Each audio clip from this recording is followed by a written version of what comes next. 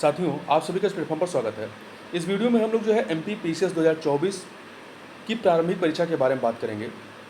जो परीक्षा आपकी 23 जून 2024 को संपन्न हुई है, मध्य प्रदेश लोक सेवा आयोग के द्वारा जो है इस परीक्षा के प्रीलिम्स पेपर की आंसर की जो है जारी कर दी गई है। जो ऑफिशियल आंसर की है इनके वेबसाइट पर आ गई है और इसी के साथ साथ इन्होंने जो विज्ञप्ति जारी की है उसमें बताया है कि आपको यदि किसी आंसर की पर किसी भी उत्तर पर जो उत्तर कुंजी दी गई है, यदि आपको ऑब्जेक्शन है, आपत्ति है, तो आप आयोग की वेबसाइट पे एक लिंक जो है जनरेट होगा। उस लिंक पे जा करके आप अपनी आपत्ति जो है दर्ज कर सकते हैं। उसके लिए यहाँ देखिए बताया गया है कि यदि किसी परीक्षार्थी को प्रश्न पत्र की उत्तर कुंजी अथवा इनके प्रश्न उत्तर समेत आपत्ति हो तो परीक्षार्थी अपनी आपत्ति प्रमाणित संदर्भों के साथ संदर्भ ग्रंथों का नाम, पुस्तक के लेखक का नाम, संदर्भ पुस्तक का संबंधित पृष्ठ, दस्तावेज संलग्न करना अनिवार्य है। ऑनलाइन लिंक पर निर्धारित परीक्षा शुल्क के साथ आपको फीस भी देनी पड़ेगी। शुल्क के साथ आयोग की वेबसाइट पर लिंक उपलब्ध होने के दिनांक से 5 दिवस के अंदर अभ्यर्थी ऑनलाइन आपत्ति दर्ज करेंगे। तो यहाँ पर आपको जो है ऑनलाइन ही अपनी आपत्तियों को दर्ज करना है, ये चीज़ याद रखिएगा। 5 दिवस की समयावधि के पश्चात उक्त परीक्षा संबंधित अभ्यर्थियों से आपत्तियों के अभ्यावेदन स्वीकार नहीं किए जाएंगे। तो जब लिंक जनरेट होगा उसके 5 दिन के भीतर ही यदि आपको किसी भी उत्तर पर आपत्ति है जो आयोग ने जारी किया है, तो आप जो भी आपके पास ऑथेंटिक बुक है, उस बुक, उसके राइटर, किस पेज पर वो उस चीज़ के बारे में है, इन सभी चीज़ों को आप जो है दस्तावेजों को ऑनलाइन आपको सबमिट करना पड़ेगा एक शुल्क के साथ में। जो भी उसे शुल्क बताया जाएगा वो फीस आपको देनी होगी। तो यहाँ पर हम लोग जो है जो इनका ऑफिशियल आंसर की है उसके अनुसार एक बार हम लोग अपने पेपर को देख लेते हैं कि कौन कौन से उत्तर हमारे सही हैं।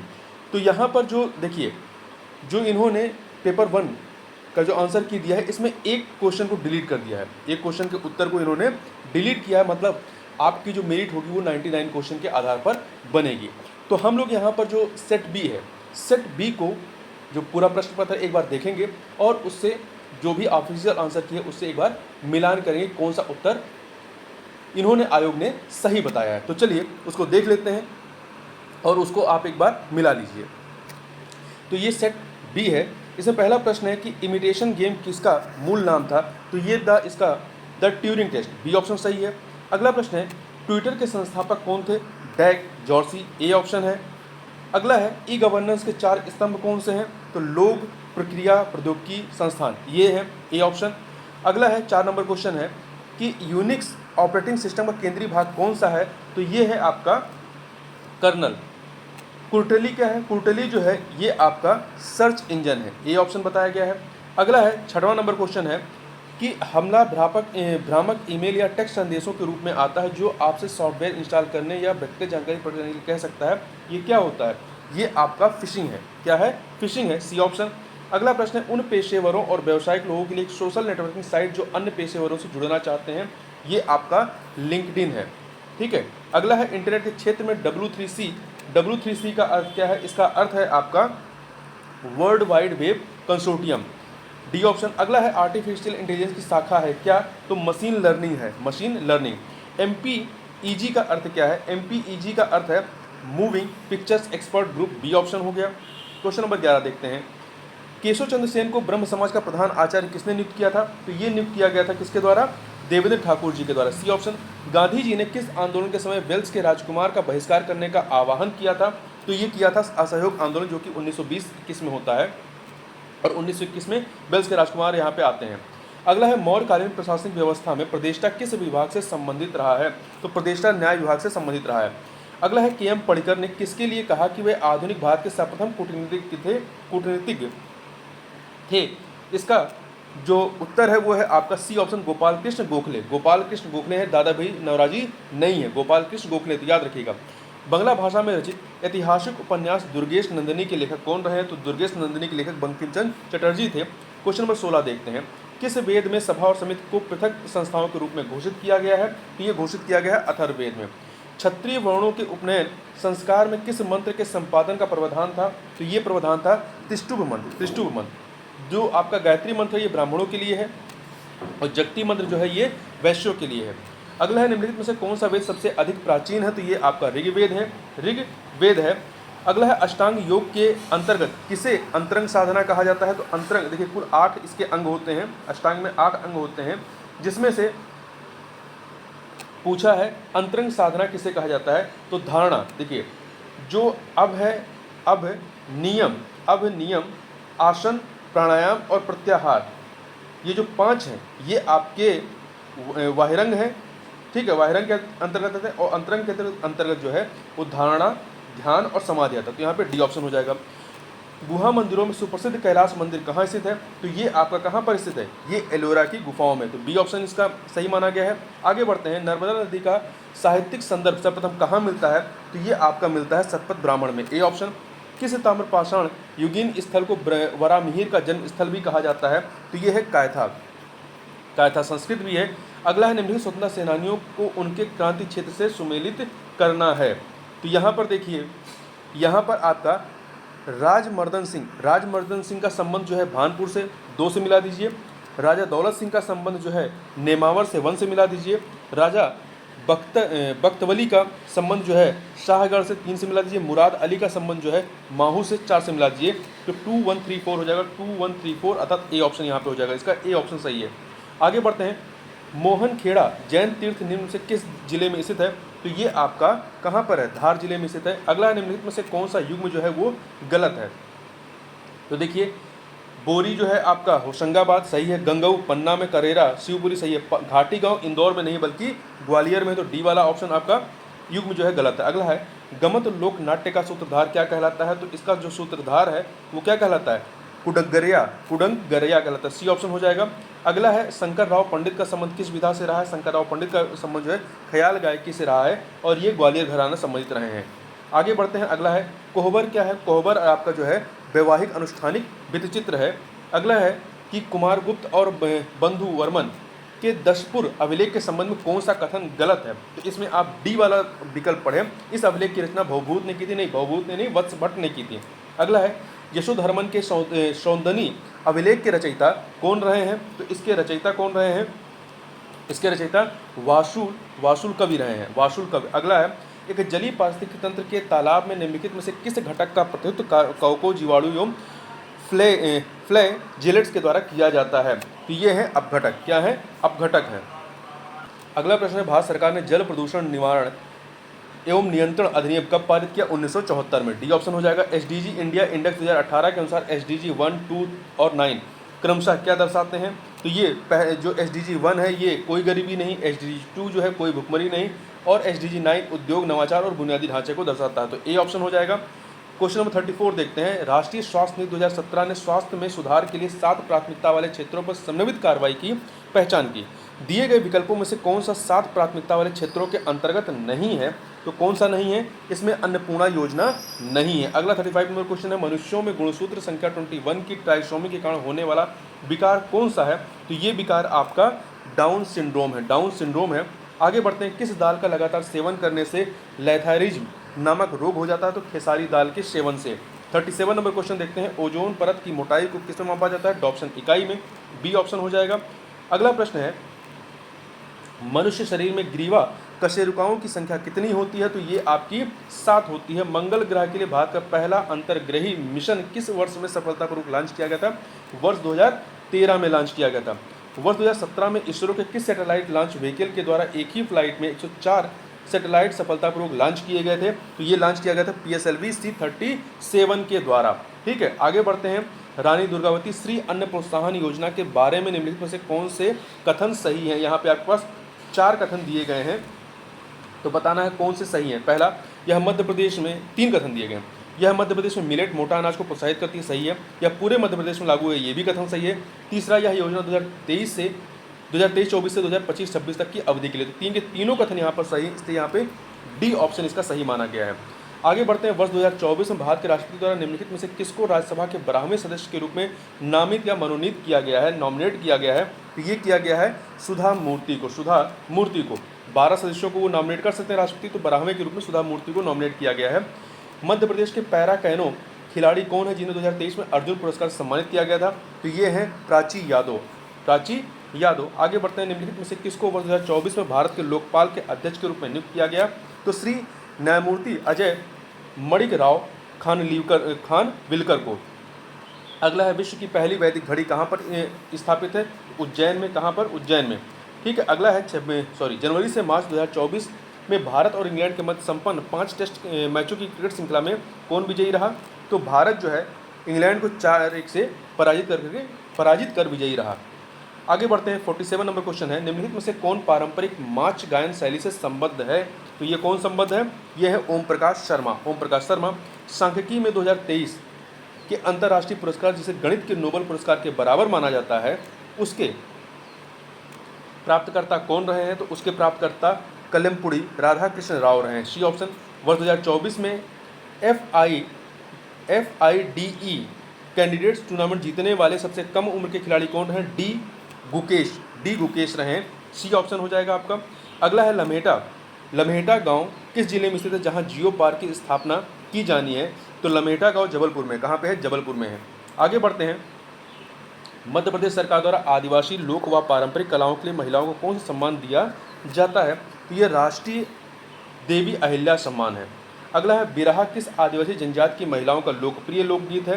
तो ये जो है आपका गोंड जनजाति की महिलाओं का लोकप्रिय लोकगीत है। यहाँ पे ए ऑप्शन माना गया है। मध्य प्रदेश में आदिवासियों के लिए स्वरोजगार योजना किनके नाम से चल रही है? तो ये योजना टंटिया भील के नाम से चल रही है। ठीक है, तो बी ऑप्शन माना गया है। भारतीय साहित्य में जनजातीय जीवन की सांस्कृतिक परंपरा और विशेषताओं पर लेखन के लिए कौन सा सम्मान दिया जाता है? तो ये वीर शंकर शाह रघुनाथ शाह राष्ट्रीय सम्मान दिया जाता है। जनजातीय कार्य विभाग प्रकाशन प्रतिष्ठान वन्या का स्थापन वर्ष कौन सा है? तो वन्या का स्थापन वर्ष 1970 है। बी ऑप्शन हो जाएगा यहाँ पर। अगला प्रश्न है कि महानायक टट्टिया मामा किस आदिवासी जनजाति से संबंधित रहे हैं? तो ये जो है आपका भील जनजाति से संबंधित रहे हैं। ठीक है, भील जनजाति से। एक सेकंड, यहाँ पे जो 55 नंबर क्वेश्चन है कि जनजातीय कार्य विभाग प्रकाशन प्रतिष्ठान वन्या का स्थापना वर्ष कौन सा है? तो इसका स्थापना वर्ष जो है आपका 1980 है, 1970 नहीं, बी नहीं, डी ऑप्शन है। ठीक है, तो क्वेश्चन कर लीजिएगा 1980 डी ऑप्शन। आगे बढ़ते हैं, अगला है, एक सेकेंड, स्वर्गीय श्री 57 नंबर क्वेश्चन, स्वर्गीय श्री बादल भोई कौन थे? तो ये प्रसिद्ध आदिवासी स्वतंत्रता सेनानी थे। सी ऑप्शन हो जाएगा।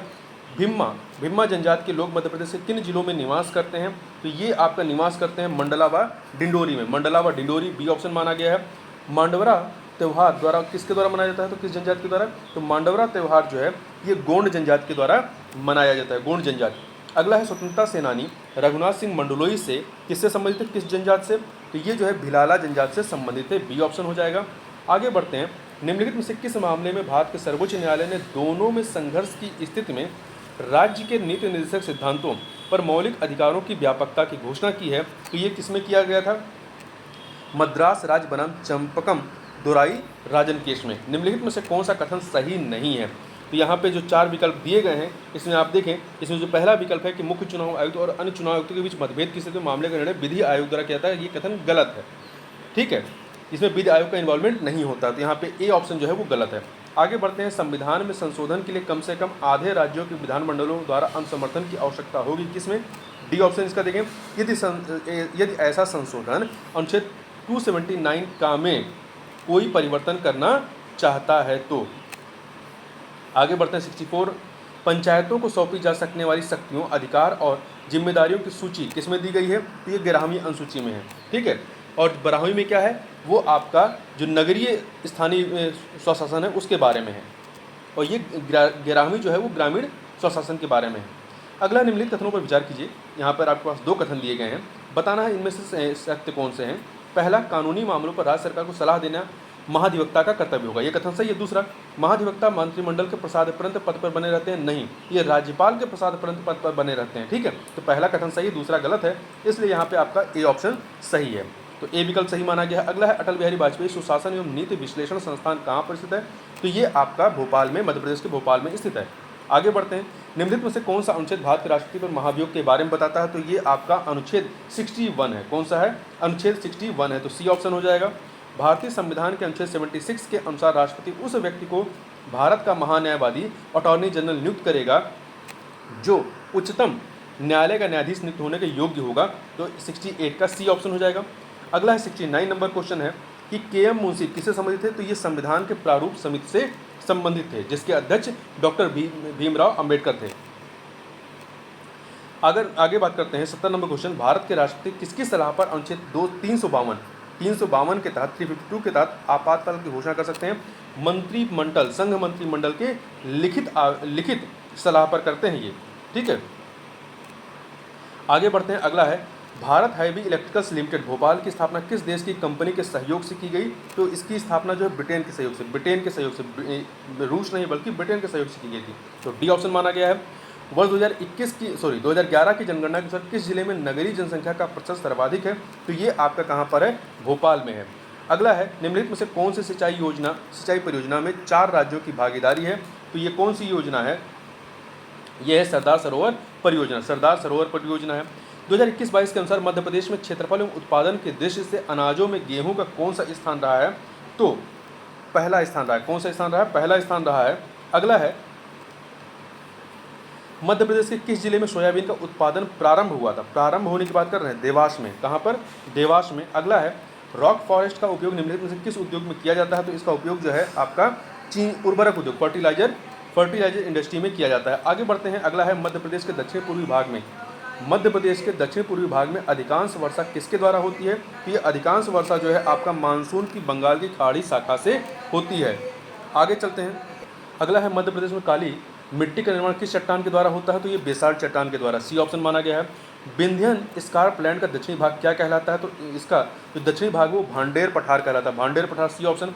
मध्य प्रदेश में बांस का राष्ट्रीयकरण कब हुआ, तो बांस का राष्ट्रीयकरण जो है 1973 में, 1973, सी ऑप्शन। अगला है वर्ष 2021 में निम्नलिखित में से कौन सा चक्रवात भारत के पश्चिमी तट पर आया, तो यह है तौकते चक्रवात। जनगणना 2011 के अनुसार भारत के निम्नलिखित राज्यों में से कौन से राज्य में जनसंख्या सबसे कम रहा है, तो ये अरुणाचल प्रदेश में रहा है। अगला है निम्नलिखित पर्वत चोटियों को उनकी ऊंचाई के आधार पर अवरोही क्रम में क्रमबद्ध करना है, तो इस वाले क्वेश्चन को जो है आयोग ने डिलीट कर दिया, ठीक है, तो 83 को डिलीट कर दिया गया है। आगे चलते हैं, 84 नंबर क्वेश्चन है, नदियां और उनके उद्गम क्षेत्र को मिलान करना है। यहाँ पर देखिए कावेरी का उद्गम क्षेत्र जो है आपका मेवाड़ पहाड़ियाँ हैं, तो 3 से मिलाइए। कावेरी का ब्रह्मगिरी पहाड़ियाँ हैं, तो 2 से मिला दीजिए। साबरमती का जो है मेवाड़ पहाड़ियाँ हैं, 3 से मिला दीजिए। और आपका ताप्ती का जो है ये सतपुड़ा श्रेणी 1 से मिला दीजिए। दामोदर छोटा नागपुर का पठार 4 से मिला दीजिए, तो 2314 अर्थात सी ऑप्शन हो जाएगा। आगे बढ़ते हैं, निम्नलिखित में से भारत के कौन से 2 राज्यों से देश के कुल कोयला निक्षेप का 50% से अधिक प्राप्त होता है, तो ये है आपका झारखंड और उड़ीसा, तो बी ऑप्शन हो जाएगा। अगला है वर्ष 2021-22 में भारत में दालों के उत्पादन में किस राज्य का पहला स्थान रहा है, तो मध्य प्रदेश का पहला स्थान रहा है।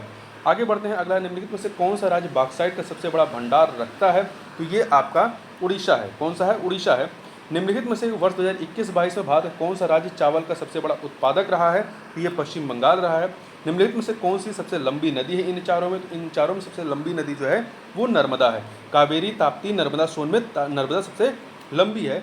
निम्नलिखित में से कौन सा कथन सही नहीं है, ये 4 विकल्पों में से देखिए, इसमें से आप पहला पढ़ें, एल नीनो एक समुद्री जलधारा जो पेरू के तट पर प्रकट होती है, सही है। एल नीनो भारतीय मानसून को कमजोर करती है, सही है। एल नीनो घटना प्रतिवर्ष घटित तो नहीं, ये 5 से 6 वर्षों पर घटित होती है, ठीक है, तो सी वाला ऑप्शन गलत है। डी ला नीना, एल नीनो का उल्टा ला नीना होता है, भारतीय मानसून को मजबूत करती है, ये कथन आपका सही है, तो यहाँ पर सी वाला विकल्प सही नहीं है। 91 नंबर क्वेश्चन, 91 नंबर देखते हैं, जीआई टैग प्राप्त चिन्नौर चावल का उत्पादन मुख्य रूप से मध्य प्रदेश के किस जिले में किया जाता है, तो ये आपका किया जाता है कहाँ पर, बालाघाट में। अगला है, यहाँ पर 2 सूचियाँ हैं, जिला और उनके उत्पाद, इन्हें हमें सुमेलित करना है। यहाँ पर आप देखें, अशोकनगर में महेश्वरी, अशोकनगर में आपका चंदेरी साड़ियाँ हैं, तो 3 से मिलाइए। खरगोन में आपका महेश्वरी साड़ियाँ और टाइगर प्रिंट 2 से मिला दीजिए। बुरहानपुर में जो है केले हैं, 1 से मिलाइए। मंदसौर में लहसुन है, 4 से मिला दीजिए, तो 3214 बी ऑप्शन हो जाएगा, बी ऑप्शन सही माना गया है। नीट आयोग की एसडीजी इंडिया इंडेक्स 2020 के अनुसार सूचकांक की स्कोर रेंज के आधार पर सतत विकास लक्ष्यों में राज्यों के प्रदर्शन की विभिन्न श्रेणियों को कैसे परिभाषित किया जाता है, तो ये आपका विकल्प सही है। आकांक्षी को 0 से 49, प्रदर्शक को 50 से 64, अग्रणी को 65 से 99, अचीवर को 100। अगला है पहला G20 शिखर सम्मेलन कब और कहाँ हुआ था? तो ये आपका कहाँ पर हुआ था? ये वाशिंगटन डीसी, यूएसए के वाशिंगटन डीसी में 2008 में हुआ था। वैधानिकता तरलता अनुपात SLR की न्यूनतम सीमा क्या थी, जिसे भारत सरकार द्वारा 2007 में संशोधित किया गया था? तो ये थी 25%। कितनी थी? 25% थी। सितंबर 2023 के अंत में सकल घरेलू उत्पाद GDP में बाह्य ऋण का अनुपात कितना था? तो ये था 18.6%। वर्ष 2017-18 में भारत के सभी कारखानों का कितना प्रतिशत मध्य प्रदेश में स्थित था? तो ये था 2%। कितना था? 2% था। अगला है 98 नंबर क्वेश्चन देखते हैं। 98 है कि वर्ष 2022-23 में मध्य प्रदेश और भारत की प्रति व्यक्ति आय के अग्रिम अनुमानों की स्थिर 2011-12 की जो स्थिर बेस ईयर है, कीमतों पर तुलना करने पर हम पाते हैं कि मध्य प्रदेश की प्रति व्यक्ति आय भारत की प्रति व्यक्ति आय की तुलना में कम है। तो बी ऑप्शन। मध्य प्रदेश सरकार की UNNATI एग्री-GIS परियोजना किस लिए है? तो ये परियोजना जो है, बी ऑप्शन पढ़िए, कृषि में पूर्व सूचना आधारित निर्णय लेने में सुविधा प्रदान करने हेतु उपग्रह इमेजरी और ड्रोन डेटा जैसी प्रौद्योगिकी का उपयोग करने के लिए। क्वेश्चन नंबर 100 देखते हैं। समग्र शिक्षा अभियान निम्नलिखित किन योजनाओं के एकीकरण से उभरा हुआ है? तो ये सर्व शिक्षा अभियान, राष्ट्रीय माध्यमिक शिक्षा अभियान और शिक्षक शिक्षा को मर्ज करके एकीकरण से ये उभरा हुआ है। तो इस प्रकार से हमने यहाँ पर जो भी ऑफिशियल आंसर की से जो आंसर की बताई गई है उसको हम लोगों ने एक बार यहाँ पर देख लिया। इसको आप भी एक बार मिलान कर सकते हैं और जिससे भी आप असंतुष्ट हो जिस आंसर से, तो आप जा करके आपत्ति दर्ज कर सकते हैं। तो इस वीडियो में बस इतना ही। मिलते हैं नेक्स्ट वीडियो में, तब तक के लिए बहुत बहुत धन्यवाद।